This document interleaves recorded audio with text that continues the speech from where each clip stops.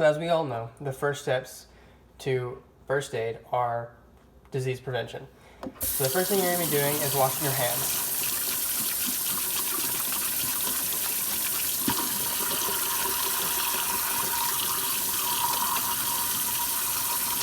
You want to wash your hands for about 15 to 20 seconds, making sure you get all the nooks and crannies on your forearms and underneath your nails, all the nooks and crannies. Be thorough.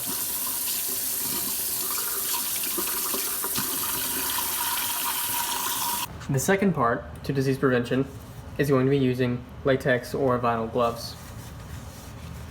These will prevent you from coming into contact with any infectious diseases or blood or mucus, any bodily fluid, and this is the best way to protect yourself and the victim. Ready to go?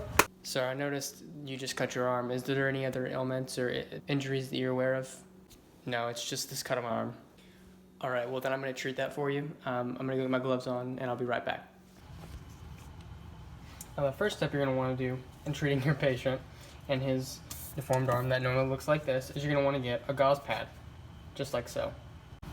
Then your following step is going to be taking the gauze pad and placing it over the injury. Applying pressure to it to stop the bleeding. Now that you have your gauze pad on there, the next step you're going to take is going to be to take some sort of gauze roll or some bandage and put it over your dressing. So you're going to start with the furthest part from the heart. So you're going to just take it and you're going to start wrapping it around the injured location. If somebody has a boxed arm, it becomes a lot more difficult than if they have a much smaller round arm. But we make do with what we've got. And I want to wrap it until it's tight enough to where it's keeping pressure, but loose enough to where it's not cutting off circulation. And then you're going to just tear this off. And this is a sticky kind, the sticky adhesive. It has its own adhesive.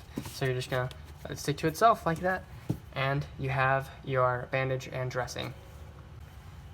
Now that first aid has been administered to the victim, what we're going to do is we're going to dispose of our contaminants.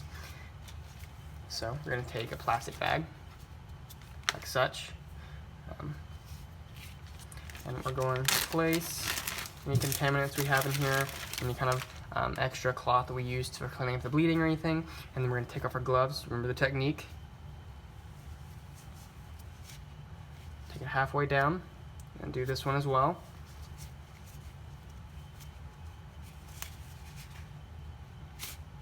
And then we're going to use the inside, which is clean, and finish taking off this glove. And now we have clean hands, and we're going to place this into a plastic bag. We're going to seal this plastic bag up, and then we're going to throw that into a trash can.